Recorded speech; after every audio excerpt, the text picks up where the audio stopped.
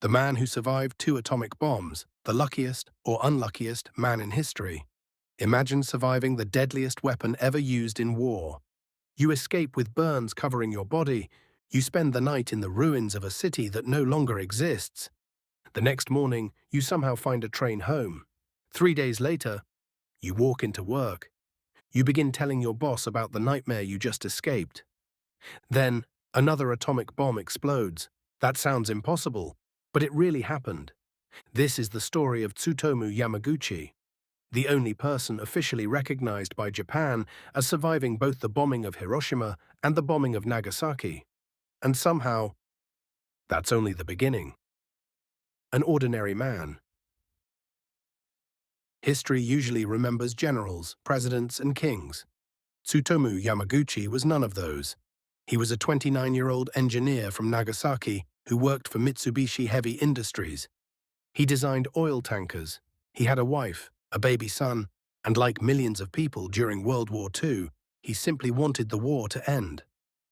In early August 1945, Yamaguchi traveled to Hiroshima for a routine business trip. His assignment was over. On August 6th, he packed his bags. He was ready to go home. If everything had gone according to plan, no one would know his name today. Hiroshima. At 8:15 that morning, Yamaguchi realized something. He had forgotten an important document. Annoyed, he turned around and started walking back toward the Mitsubishi shipyard. That tiny decision changed his life forever.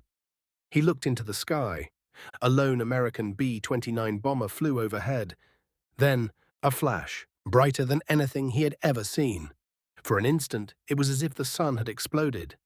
The bomb, later known as Little Boy, detonated nearly 2,000 feet above Hiroshima. The blast wave hit almost instantly.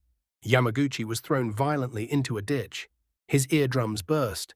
His face and arms were badly burned. His vision disappeared. When he finally managed to stand, nothing looked familiar anymore. Buildings had vanished. Fires stretched across the horizon. People wandered through the streets with severe burns, calling for loved ones who would never answer. Within seconds, tens of thousands of people had lost their lives. Others would die over the coming weeks from injuries and radiation sickness. Somehow, against every imaginable odd, Tsutomu Yamaguchi survived, but surviving the explosion was only half the battle.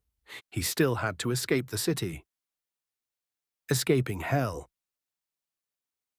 The next morning, Hiroshima was almost unrecognizable.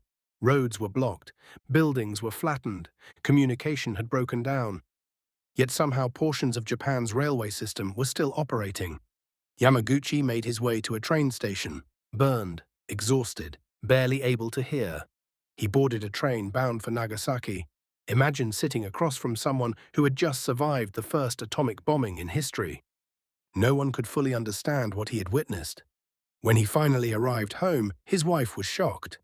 She had feared the worst. Instead, her husband returned with a story so unbelievable that many people struggled to believe it. One bomb, one city, gone. Unfortunately, history wasn't finished with him. Nagasaki. August 9th. Despite painful burns wrapped in bandages, Yamaguchi reported for work. His supervisor listened as he described Hiroshima, an entire city destroyed by a single bomb. It sounded impossible. Then, at 11:02 in the morning, the room suddenly filled with white light. Another atomic bomb, this one was called Fat Man. The explosion devastated Nagasaki for the second time in just 3 days. Tsutomu Yamaguchi survived an atomic blast. It's one of the most astonishing coincidences in recorded history. His workplace was heavily damaged. Windows shattered, buildings collapsed. Smoke rose over the city. Even more incredibly, his wife and infant son survived after taking shelter. Many thousands of others were not as fortunate.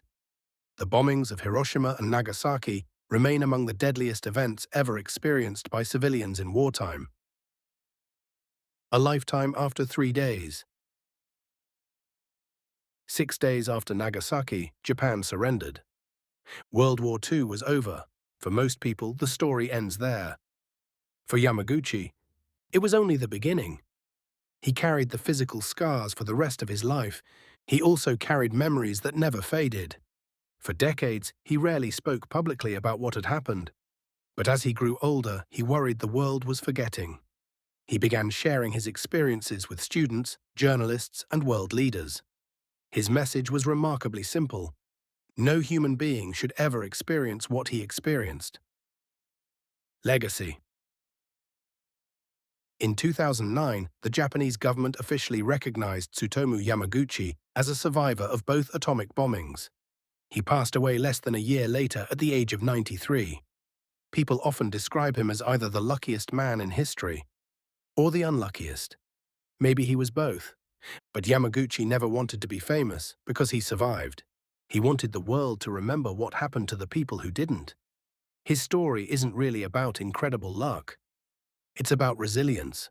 It's about the cost of war. And it's about one ordinary man who witnessed two of history's darkest moments and spent the rest of his life trying to make sure they were never repeated. If stories like this matter to you, consider subscribing, because sometimes the most unbelievable stories in history are completely true.